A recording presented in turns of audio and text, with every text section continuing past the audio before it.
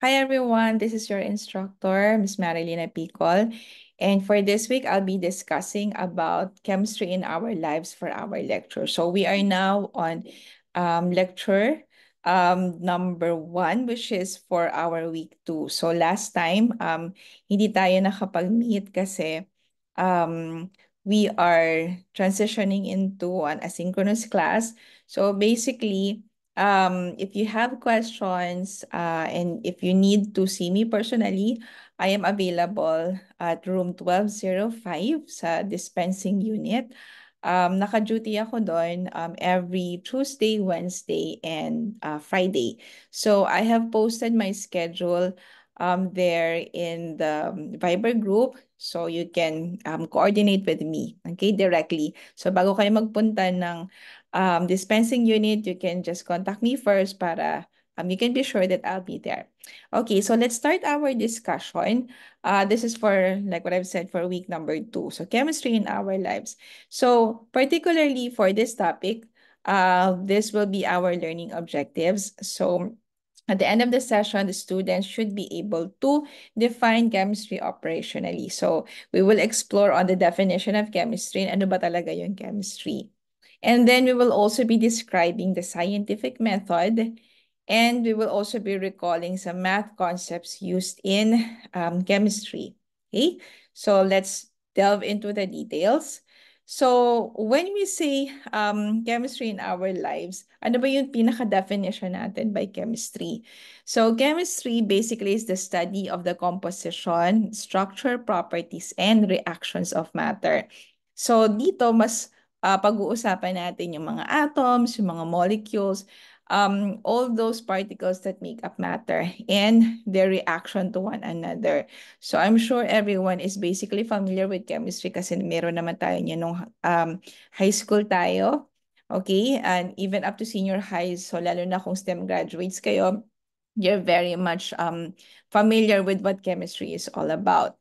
So basically, when we speak of matter, matter is just another word for all the substances that make up the world. Okay, so anything basically that occupies space, we call that as matter.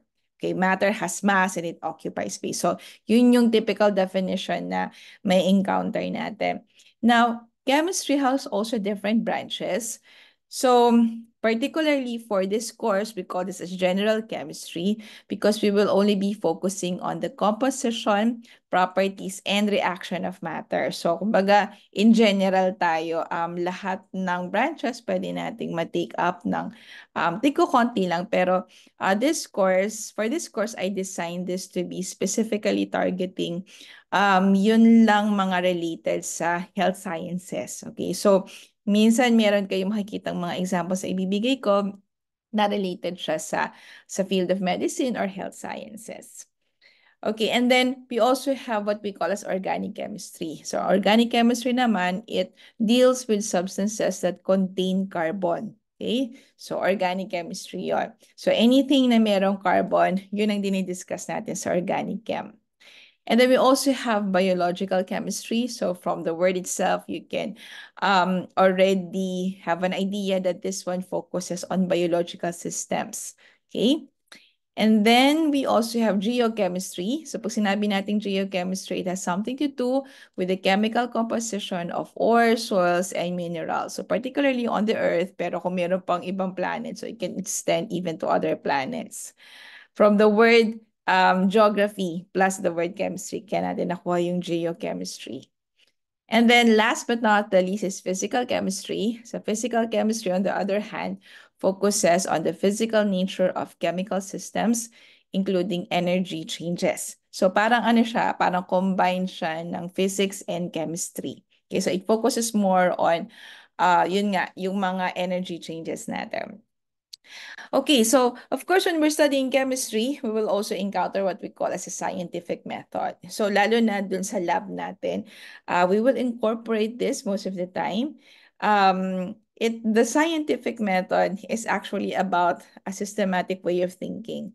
So ang first step for the scientific method is about making observations. Okay, so typically dito napapasok yung mga questions na gusto nating sagutin. Okay, so yan yung pag meron tayong something that we are curious about and we want to investigate on that, that's the time that we start the scientific inquiry. Okay, so gumagawa muna tayo ng observation. So sa lab natin, you will encounter this. So meron tayong given a problem and then we will make some observations. By the way, for our lab, most of mga lab na gagawin natin for this subject will be simulated once. Okay, so gagamit tayo ng simulation kasi hindi naman lahat ng mga materials is available and also um, iniingatan din kasi natin yung safety ninyo. So, instead of doing these at your home, lalo na yung mga medyo kailangan ng chemicals, I decided to use simulated activities na lang so that you can do this at home, so even without the chemicals. Pero same din naman yung makukuha nyo na observations. Now, once the scientist or the one who wants to investigate makes the observation, so ang next step na dyan is forming the hypothesis. Okay, kasi when we speak of hypothesis, it talks about parang ano siya, it's an educated guess. Pag sinabi natin educated guess, parang hinuhulaan natin yung sagot dun sa ating tanong based on our observations.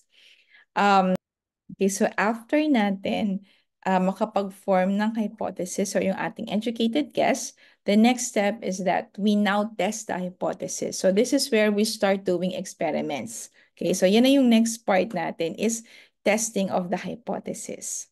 Okay? And then of course, kapag katapos natin gumawa ng mga experiments, so from those experiments, from the data, we can now come up with what we call as our conclusion. Okay, so which is the last step of the scientific method. We now make a conclusion out of our experiment. And then din natin check whether our hypothesis is correct or not. Okay, so now let's try the scientific method in this context, no? So, meron ako dito mga statements. And what I want you to do is to figure out what it is trying to um, express. Whether this one is an observation, is it a hypothesis, is it an experiment, or a conclusion? Okay, so observation, hypothesis, experiment, or conclusion. Okay, so you can do this, you can make a guess. Okay, so let's first start with this one. Okay, so during an assessment in the emergency room, a nurse writes that the patient has a resting pulse of 30 beats per minute. Okay, so try to figure this one out. So I'll give you like 5 seconds to figure out. What do you think is this one? Is this an observation? Is it a hypothesis, an experiment, or a conclusion? Okay, so I hope you already have your answer. Okay, so are you ready for the answer? Okay, so our answer for this one is an observation. Okay? Remember, ina-assess ng nurse, okay, yung condition ng patient. Okay, and from that, she tried to gather information. So yung information na na-gather niya, that would be what you call as your observation, yung 30 beats per minute na pulse. Okay, so that is the nurse's observation. Let's try the next one. Okay, so repeated studies show that lowering sodium in the diet leads to a decrease in blood pressure. Okay, so ulitin ko, repeated studies show that lowering sodium in the diet leads to a decrease in blood pressure. Okay, take note of the keyword here, which is repeated studies. Okay, so ano ba yung ibig sabihin ng repeated studies? Sabihin, paulit-ulit. So maraming mga studies na nagsasabi na kapag binabaan natin yung sodium sa diet natin, nakabawa siya ng blood pressure. Okay, so what could this be? Okay, is this an observation? Is it an experiment? Is it a hypothesis or is it a conclusion? Okay, so I hope by now you already have an answer. Okay, so are you ready for the answer? So the answer for this one is it's a conclusion. Okay, conclusion kasi sinabi dito repeated studies. Ibig sabihin, paulit-ulit sa mga experiments or sa mga studies nila, iisa lang yung lumalabas. So kapag gano'n that it is already proven by a study, we can therefore say that this one, the statement is a conclusion. Okay, let's try another one. Okay, a nurse thinks that an incision from a recent surgery that is red and swollen is infected. Okay, so I'll read that again. A nurse thinks that an incision from a recent surgery that is red and swollen is infected. Okay, so what do you think is this one? Is this an observation, a hypothesis? Is it an experiment or a conclusion? Okay, so look at the keyword here. Ang sabi dito, the nurse thinks. Okay, so let's see. So are you ready for the answer? Okay, so the answer for this one is it's a hypothesis. Okay, ang keyword natin dito, ito, thinks. So the nurse thinks, so iniisip niya na yung incision natin na from the surgery na mapula siya and it's basically swollen o namamaga, possible na infected siya. Okay, so hindi pa siya sure. So this is only a guess. It's an educated guess. So that's why this one is a hypothesis. Okay, and then let's try this last one. I'm going to drink, I'm going to drink only decaffeinated coffee. Okay, I am going to drink only decaffeinated coffee. Okay, so what do you think is this one? Is this an observation? Is it a hypothesis, an experiment, or a conclusion? Okay. Sige po, are you ready for the answer? So I hope you already have an answer in your mind. So the answer for this one is, it's an experiment. Okay, it's an experiment. Why? Kasi ang sabi niya dito, ito lang yung gagawin niya. Iinom lang siya ng decaffeinated coffee. Okay, so meron siyang nakadesign sa isip niya kung ano yung particular activity na gagawin. Okay, so in this case, this one is all about experimentation. Wala siyang conclusion dito. And hindi rin siya nagbibigay ng guess. Okay, ang binibigay niya rito is an action which is related to your experiment. Okay, so if you got all the four questions correctly, okay, so you did a great job. Okay, now let's go to the key math skills for chemistry. So meron din po tayong math na ginagamit sa chemistry. Actually, dun sa lab natin, kung mapapansin nyo, you will be analyzing tables. You will also be doing some calculations there. Meron ako mga formulas na pino-provide. And if the formula is not provided, yung other formulas na yun kasi i-discuss naman natin siya sa ating lecture part. Okay, so you can expect na sa lecture natin ng chemistry, we will be doing a lot of calculations as well. So, you better have your scientific calculator with you kasi malaking tulong po yan.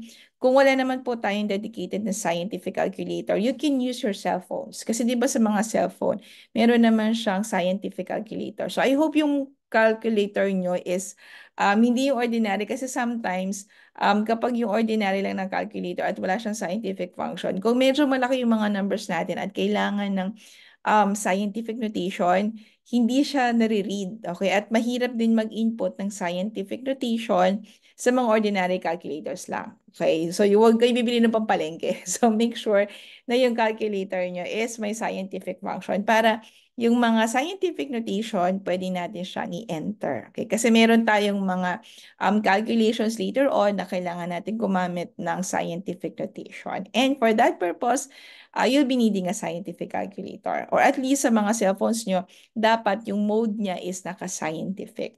Okay, now let's proceed to the key math skills for chemistry. Okay, so let's start off first with one of the common ones that you will encounter. Yun po yung pagka-calculate ng percentages. Okay, so yung percent.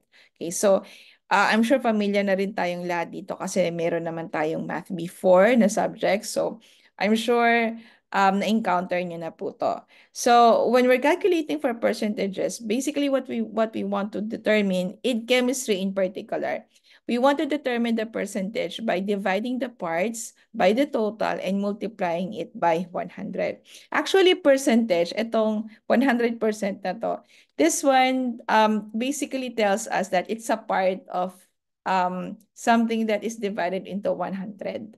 Okay, so kunwari sinabi mo na 45%. Ibig sabihin nun, out of 100, 45 parts meron siya. Okay, parang you can imagine this like, kung meron kang pizza pie, and then, or meron kang pizza, and then hinati mo siya into 100 parts. Okay? Yung 45%, yun yung 45 slices. Let's say na kinain mo, you ate 45% of the pizza. Alright? So, ganun po yung pwede nating imagine sa percent. It's also like another way of expressing a fraction. Okay, now let's consider this example. Okay, so if an aspirin tablet contains 325 milligrams of aspirin, which is your active ingredient, and the tablet has a mass of 545 milligrams, what is the percentage of aspirin in the tablet? Okay, so let's try to solve this problem. Okay, given tayo dyan, ito pong ating given, meron tayong aspirin, which is 325 grams. So ito po mismo yung ating aspirin. Okay, ito yung ating active ingredient. And then, yung given natin dito, yung pinaka-total mass ng tablet natin, it's 545. Okay, so sa dalawa na to, ito yung mako-consider natin as your part. And this one is your whole.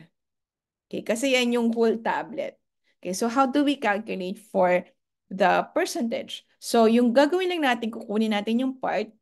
So in this case, that's 325 milligrams. And then, i-divide natin siya doon sa whole. So, ang whole natin o yung pinaka-total natin, that's 545 milligrams. Okay? Tapos natin siyang i-divide, i-multiply lang natin siya sa 100%. Okay, so, ano mapapansin nyo? Yung unit ng milligrams, makakancel siya. Okay? So now you can use your trusty calculator to compute for this one. So let me just open my calculator here. Okay, so this one is 325 divided by 545. Okay, so in my calculator, it's giving me 0.59. Okay, 5963. So it's a long decimal. Okay, so i-multiply lang natin to sa 100. So pag minultiply natin to sa 100, what I'll be getting here is around yung exact figure. Kung i-round off ko siya sa 2 decimal places. This is, let me go back to that again. Okay, that's 59.63. Okay, so this is 59.63%. Okay, so pwede nyo po akong sundan sa discussion using your calculator. Okay? By the way, during my discussion, please make sure na i-download nyo rin yung ating seatwork. Okay, so yung seatwork po, naka-upload na po siya sa Google Drive, nandun din siya sa Google Classroom. So you can download that para masundan nyo po yung ating discussion. So after my example, so I will give you time to work on your seatwork. Download that and then isulat nyo po yung solution sa clean paper, clean bond paper. And then you will submit that via Google. Okay? So, meron po tayo dyang submissions box. So, meron tayong Google form. I-send nyo po siya dun sa Google form. I-attach nyo po siya doon. Okay? So, I'll be giving you the links for the submission for that. Okay, so meron din po tayong deadline of submission. So, kung today is Wednesday, ang deadline of submission po natin is always on a Sunday. So, that means sa Sunday po yung deadline ng submission nyo ng seatwork and yung atin pong homework. Okay, kung meron man. Okay? So, for this one, so ito na po yung sagot natin sa 59.63%. Okay, so let's try another example. Okay. For this example naman, a bullet found at a crime scene may be used as evidence in a trial if the percentage of the metals is a match to the composition of the metals in a bullet from the suspect's ammunition. So forensic scientist analysis of the bullet shows that it contains 13.9 grams of lead, 0.3 grams of tin, and 0.9 grams of antimony. So what is the percentage of each metal in the bullet? Okay, so let's answer this one. So, ang hinahanap po natin dito, yan, ang tinatanong dito sa problem is, what is the percentage of each metal? Okay, so ilan ba yung metals natin? So, meron tayong ditong, ilan yan? Meron tayong first, 13.10 grams of lead. So, that's the first metal. Second metal, we have 0.3 grams of tin. And then the third one is 0.9 grams of antimony. Okay, now, sinabi ba dito sa problem kung ilan yung total? Okay? So, walang sinabi dito na total, diba? So, since given ka ng composition ng tatlong metals, ang gagawin muna natin, kailangan muna nating alamin ilan yung total. Okay, ilan yung total ng metals. So to get the total, what we need to do is just to simply add. So add lang natin yung tatlong metal na given dito sa atin. Okay, so we have 13.9 grams plus your 0.3 grams and plus yung 0.9. Okay, so for this, let's use our trusty calculator for that. So 13.9 plus 0.3 plus 0.9. Okay, so I'll be getting ito, 15.1. Yan, 15.1 grams. Okay, so ito po yung ating total. Now, ang tinatanong, ano daw yung percentage of each metal? Okay, so isa-isahin natin. So, kunin muna natin yung percentage of lead. Okay. So, yung percent lead, ibig sabihin, kung ilang grams yung lead, meron tayong 13.9 grams, i-divide natin siya sa ating total. So, remember, ang percentage parate is i-divide natin siya sa total and then i-multiply natin siya sa 100. Okay, so this is 15.1 grams times 100%. So, again, you would notice that we can cancel the grams here. Okay, and using our calculator, we have 13.9 divided by 15.1. Okay, so ang nakuha ko is a decimal na never ending. So multiply na natin siya agad sa 100. So i-round off ko na lang siya into the nearest whole number. So what I got here is 92%. Okay, so this one is 92%. Okay, now let's try the other one. The next one is the tin. So that's the percent tin. So, ilan ba yung tin natin? Ang tin natin is 0.3. So, that's 0.3 grams. Divide lang natin siya sa 15.1 grams. And then times 100%. So, we can cancel the grams na unit. If you notice, nagka-cancel po tayo kapag pareha siyang nasa numerator at nasa denominator. Okay? Kasi para siyang ano sa math, halimbawa, 1 divided by 1. Anong sagot? Diba? 1. Or let's say 100 divided by 100. So the answer is still 1. So 1 is a special number and kahit saan mo multiply yung 1, it doesn't change the number itself. Okay? So yun yung reason ko bakit po tayo nagka-cancel. So let's go back. So 0.3 divided by 15.1. Okay? So pag multiply po natin to sa 100, ang makukuha natin dito is 1.98%. Or round off ko na lang, nearest whole number that is equal to 2%. And then the last one. Ang last one natin is percentage of antimony. Okay. So sa antimony naman, what we have here is 0.9 grams. Divide lang po natin siya sa 15.1 grams. And then times 100%. So again, we can cancel the grams here. Okay, so using our calculator, we have 0.9 divided by 15.1. So pag tinimes po natin ito sa 100, this is 5.96. So round off ko na lang ulit. Okay, so this one is equivalent to 6%. Okay, now let's see. If you notice, pag inad natin ang 92 plus 2, you get 94. Plus 6, you get 100. So 100%. So ibig sabihin, lahat to is tama yung sagot natin. Okay? Kasi yung total niya, naging equal siya sa 100%. Okay? So that's 92% for lead, 2% tin, and 100% antimony. Alright? So, ulitin ko lang kapag kumukuha tayo ng percentage ng isang bagay, so yung pinaka part natin, i-divide natin siya by the total parts, so the total number of parts, and then ita times po natin siya sa 100. Okay, so with that, what I want you to do is first go to the folder for the seat work and then download seat work.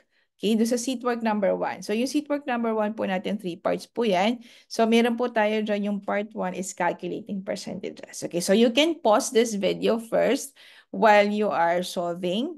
And then, after nyo po mag-solve, kung gusto nyo, pwede nyo pong balikan yung part ng video kung saan ko tinuro to. And then, para ma-recall po ninyo, and then sundan nyo po siya as you do the exercises for the seat work. Okay? So, I'll see you in like a few minutes. So, just pause this video first so that you can start working on seat work number 1.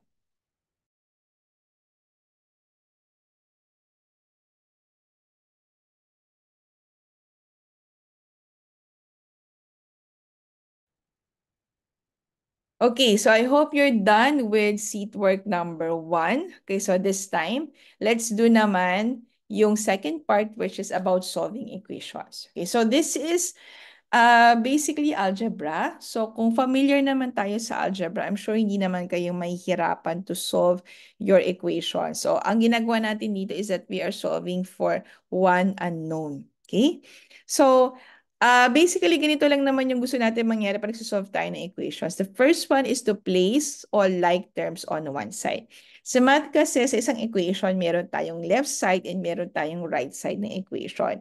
So, gusto natin i-isolate, okay, yung variable into one side and then all the constants into the other side. So, pwede nyo gawin dyan, typically, ang ginagawa is kung lahat ng mga variables ilalagay sa left side and then lahat ng constants ilalagay sa right side. Although you can also do this interchangeably, pero yun yung common na observation, yung unknown muna, yung mga variables ang nasa left side and lahat ng constants ang nasa right side. So, like what I've said, we want to isolate the variable that you need to solve for. And then after that, pagtapos natin siyang isolve, you can check your answer. Now, ang general rule is kapag meron tayong addition or subtraction operation, ginagawa natin doon, tinatranspose natin. Sinabi nating transpose, nililipat natin siya sa kabilang side ng equation. Okay? And then kapag siya naman ay multiplication, ang ginagawa natin doon is dinidivide natin both sides of the equation, yung left side and yung right side. And then kapag siya naman ay naka-divide, okay, so para ma-cancel yung division doon, ginagawa natin, we will cross-multiply. Okay? So let me show you an example of what I mean by that. Okay, so for example, ito, meron tayong 2x plus 8 equals 14. Okay, so gusto nating malaman kung ano yung value ng x. Okay? So to solve this one, this is the first step. Ito yung tinatawag natin na left side ng equation. Ito yung ating right side. Okay. Na kung papansin nyo sa left side natin, meron kang variable. Sinabi nating variable, nandun yung letters. Okay? Yung unknown, yung gusto nating hanapin, gusto nating isolve. And then meron siyang kasama na constant. So in this case, it's 8. So ang gusto natin is i-isolate natin yung variable into one side of the equation. So ang gagawin ko, itong positive 8, okay, ganito ha. Kung ano yung operation nito, consider nyo siya as the sign. Okay? Consider nyo siya as sign nung ating constant. Okay, so para mas madali. Now, next step, itong 8, ililipat ko siya dito sa right side. Okay? Para magkasama na sila ng constant. So magiging ganito na siya. 2x on the left side. And then on the right side, we have 14. And then ito, since positive 8 siya, papalitan natin yung positive niya ng negative sign. Okay? So remember, pag naglipat tayo sa kabilang side of the equation, pinapalitan natin yung sign niya. Okay, so this one now becomes negative 8. Yan. Okay, so solving further, we have 2x. And then, ang 14 minus 8 gives us 6. Yan. Now, ngayon, tingnan natin. Ang x, kasama niya ang 2. So, anong operation nilang dalawa? Ang operation nila is multiplication. Okay? So, gusto nating matanggal yung 2. So, gagawin natin dyan, ano ba yung reverse operation ng multiplication? So, ang reverse niya ay division. So, that means i-divide natin both sides of the equation ng ano? Kung ano yung kasama ng x. So, ang kasama niya ay 2. So, di-divide natin to by 2. Para mangyayari yung 2 rito, 2 divided by 2 now will be cancelled kasi this one is just equal to 1. And 1 times x is just equal to x. Like what I've said, 1 is a special number. Pag minultiply mo siya sa kahit ano, hindi nababago yung identity ng number na iminultiply mo siya. Okay, so now we have your x. And then 6 divided by 2 gives us a 3. Yan. So, ito na ngayon yung ating final answer. Now, if you want to check, pwede rin naman. So, to check kung tama yung sagot natin, so, balik tayo sa equation. 2x plus 8, is this equal to 14? If your x is equal to 3. So, papalitan lang natin yung x dito ng 3. Okay, and then isosolve natin siya. 2 times 3 plus 8, is this equal to 14? Okay, so let's check.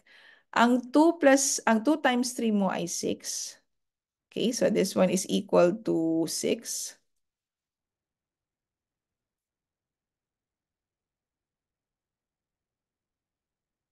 Okay, so this one is 2 times 3 is 6. Ayan.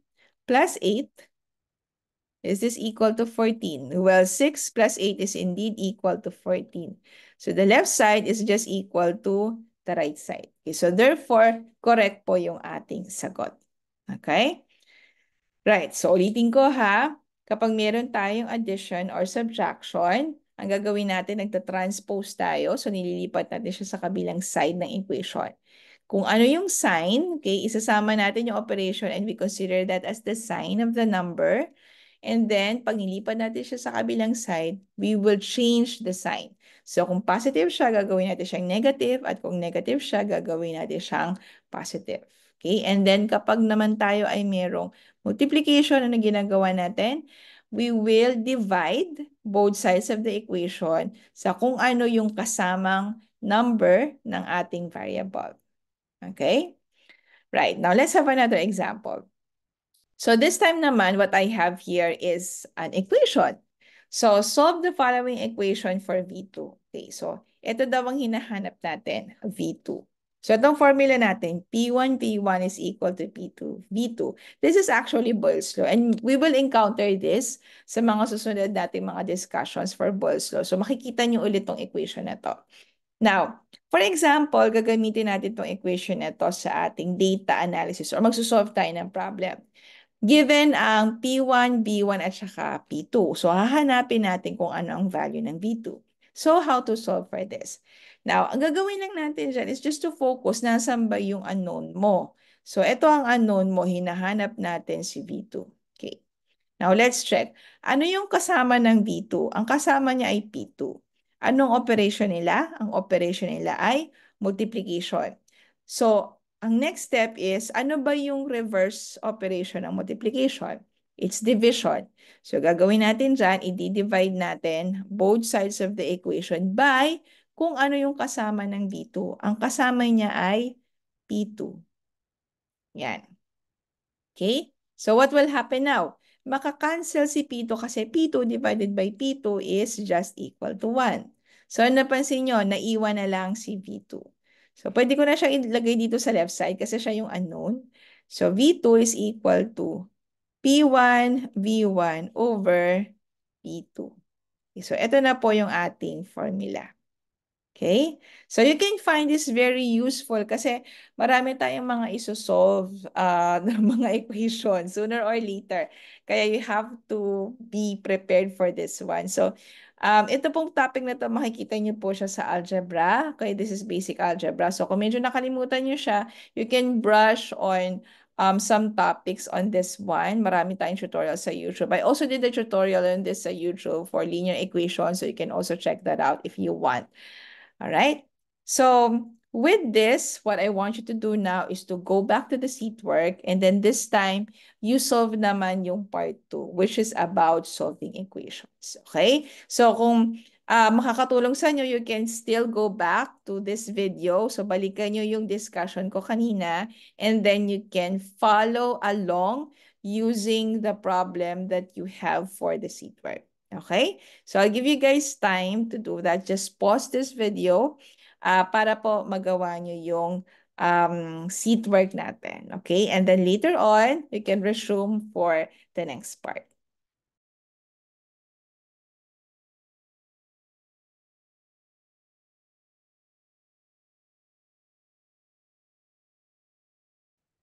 Okay, so I hope you were able to solve seat work number 2. I mean, seat work number 1, pero part 2.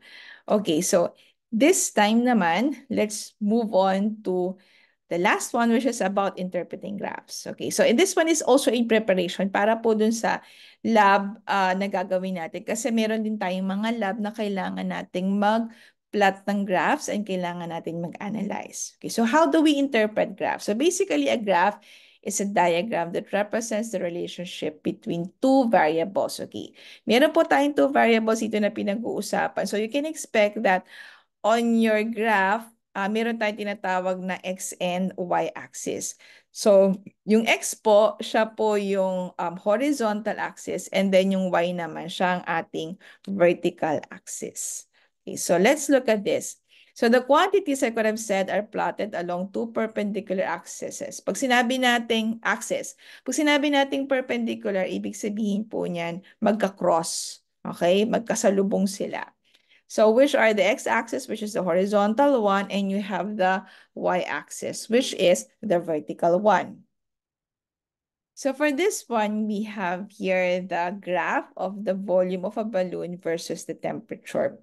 Okay, so as you can see, dito po sa ating vertical axis, you have the volume, and then dito naman sa ating horizontal axis or yung yung ating x-axis, makikita natin dito yung temperature, which is measured in the units of Kelvin. Usually, mapapansin nyo sa mga graphs, yung pinaka-quantity nakalagay dyan dun sa label, and then yung unit natin nakalagay sa open-close parenthesis. Okay? So just like in this case, yung temperature yung ating variable and then yung K or yung Kelvin, yun po yung ating unit. Nakalagay siya sa loob ng parenthesis. Okay, so each point in the graph represents a volume in liters that was measured at a specific temperature. So when these points are connected, a line is obtained. Okay, so mga experiments natin for the lab, magkakaroon kayo dyan ng mga data. So yung mga data na yung kapag ipa-plot natin, ang ginagawa lang natin dyan is hinahanap natin yung intersection between the value of the x and the y-axis. Okay, so for example, in this case, itong dot na to, okay, itong data point na to, ang kanyang value along the x-axis is around here. So maybe this is around 320. Kung ito ay 310 at ito ay 330, so yung gitna nun more or less ay 320. So, ang value niya sa x-axis is 320 Kelvin. And then sa y-axis naman, ito. So, between 26 and 28. So, more or less, kung ang kalahati nito is 27. So, perhaps this one would refer to 26.5. Okay, so along the y-axis, ang volume niya is 26.5 liters. Okay, now from the graph, ano mapapansin nyo? Meron kayong straight line. Okay, straight upward line. Pag ang graph ay straight upward line, pag ang graph ay paakyat, ibig sabihin the values are increasing. Okay, so this tells us that as the volume of the gas increases, the temperature of the gas also increases. Or vice versa, pwede nating sabihin na habang tumataas ang temperature nyo, yung volume nyo rin ay tumataas. So this is what we call as a direct relationship. Okay. Ibig sabihin ng direct relationship, kapag ang isa ay tumataas, tumataas din yung kabilang variable. Pag yung isang variable is bumababa, yung other variable also decreases.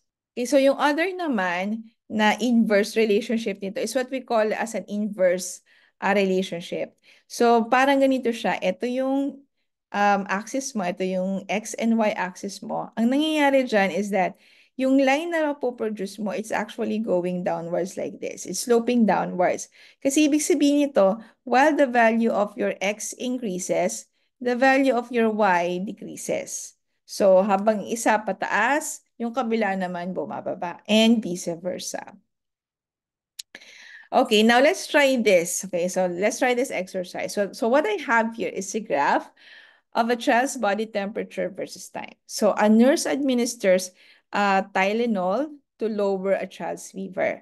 So the graph shows the body temperature of the child plotted against the time. So makikita natin dito, ito yung temperature nung ating patient. And then ito naman po yung time in minutes after Tylenol was given. So, okay, so tingnan po natin, no? Okay, so let's answer the following questions. Number one, what is measured on the vertical axis? So pag sinabi nating vertical axis, yung patayo, yun yung ating y-axis. So tingnan natin, from the graph, ito po yun. Ito yung y-axis natin. So makikita natin dyan, what we are measuring here is the body temperature. Okay. Now, next question, what is the range of values on the vertical axis? Pag sinabi po nating range, ang ibig sabihin po niyan, ano yung pinaka parang lawak niya. Okay, so when we talk about range, we will mention yung lowest value up to the highest value. Okay, lowest value to the highest value. So since vertical axis po yan, so we're referring to the body temperature. So tingnan natin, ang lowest value natin ay 37 degrees. Highest value natin is 39.8 degrees. Okay, so therefore, ito po yung tinatawag natin na range. 37 degrees Celsius to 39.8 degrees Celsius. Let's try the next question. What is measured on the horizontal axis? Okay, so ano nakikita nyo dyan? So itong horizontal, ito yung x-axis natin. So what you can see here is the time. Okay, ito na yon, yung time in minutes after Tylenol was given. Okay, yan. Now, if we're asked to find the range, okay, katulad ng ginawa natin kanina, pag sinabi nating range, kukunin natin yung lowest value up to the highest value. So the lowest value here that we have is 0. Okay, and then the highest value is 30. Okay, so lagyan lang natin ng unit. So that's 0 to 30 minutes. Next question, what was the child's temperature 15 minutes after Tylenol was given? Okay, ano daw yung temperature ng bata ng 15 minutes after nabigay yung Tylenol? Okay, so let's look. So ito yung ating x-axis, nandito yung time. So as you can see here, ito po yung 15. Okay, so hanapin natin siya dyan. So ito po yung point na yon sa 15. Okay, so ano po yung value daw ng temperature? So, ang temperature natin is nandito sa y-axis. So, it's just like drawing a straight line here. Yan. So, hanapin lang natin po itong value na to. Okay? So, this is the challenging part kasi we have to do approximations. Okay, so, kung ito is 37.8, ito ay 37.4. So, ibig sabihin ng kalagitnaan po nila is what? So you have more or less this is 37.6 ang gitna. Okay, so meron tayong lower value doon. So maybe this is like 37.5. So kailangan lang natin mag-approximate. If ever we will be doing as this one as your homework or as your quiz, I can consider yung konting difference, okay, pagdating sa mga values. Kasi medyo mahirap actually na mag-approximate ng values lalo na sa mga graphs. So for this case, yeah, maybe we can assume this to be 37.6 degrees or pwede rin naman siya na, kasi medyo tabingi lang yung pagkakadrawing ko. So pwedeng nandito talaga siya. Or pwede rin naman siyang 37.5. So depende na lang po sa approximations. As long as malapit lang yung value, so that can be considered. And then the next one is that, let's answer this question, how many minutes elapse for the temperature to decrease from 39.4 degrees Celsius to 38 degrees Celsius? Okay. So sabi dyan, ano nagsimula daw sa 39.4 hanggang mag-decrease siya sa 38 degrees Celsius. So hanapin natin dito sa graph, nasan yung 38 degrees Celsius? So ito ay 38.2, ito ay 37.8. So more or less, itong gitna nila, okay, ito, nandito yung 38 degrees. Okay? So, tingnan natin. Nasa dito yung 38 degrees. So, itong gitna, so hanapin lang natin yung katapat niya dito sa graph na point. Okay, medyo di lang ito masyadong straight. Yan. Okay, more or less yan to. Okay, now hanapin ngayon natin yung value niya along sa ating x-axis. So, tatapat lang natin siya dito sa part na to. Okay. So, pasensya na, medyo nanginginig ang kamay ko. So, more or less, ano kaya yan? So, it could be somewhere between, this is somewhere between 5 and 10 minutes. Okay, between 5 and 10 minutes. Okay, so maybe we can just assume this to be 6 or probably 7. Okay, so actually dito nga 8 minutes siya. Siguro, kasi yung drawing ko medyo, ayan, meron kasi medyo makapal yung daan niya. So, yeah, more or less nandito nga siya. Okay, there you go. Yan. So, sabi ko sa inyo, medyo challenging lang talaga tong part na to kasi mag-approximate ka. Okay, and then last one, what was the decrease in degrees Celsius naman between 5 minutes and 20 minutes? Okay, hanapin natin yon. So from 5 up to 20, okay, ano daw yung decrease in degrees Celsius? Okay. So sa 5 minutes, ano ba yung initial temperature niya? Ito yung initial temperature niya.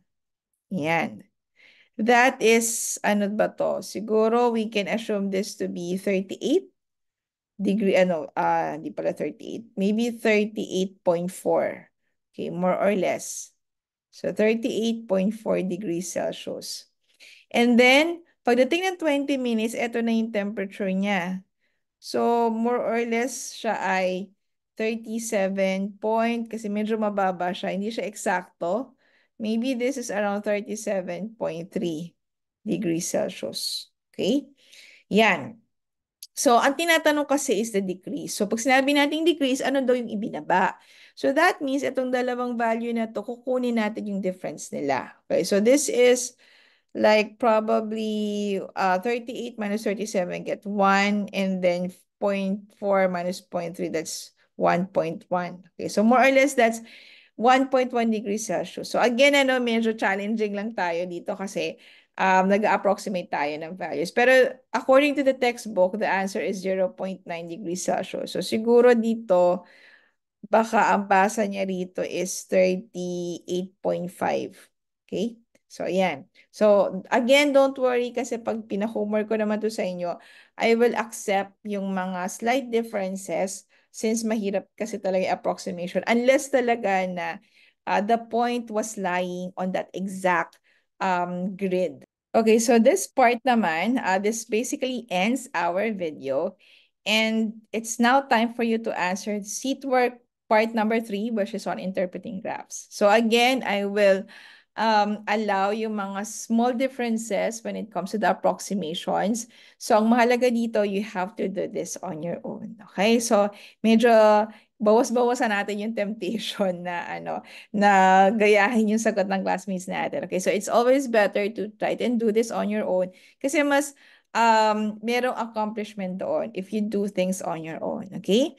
And then after the seat work, I have also posted your homework. Homework number 1 for this portion.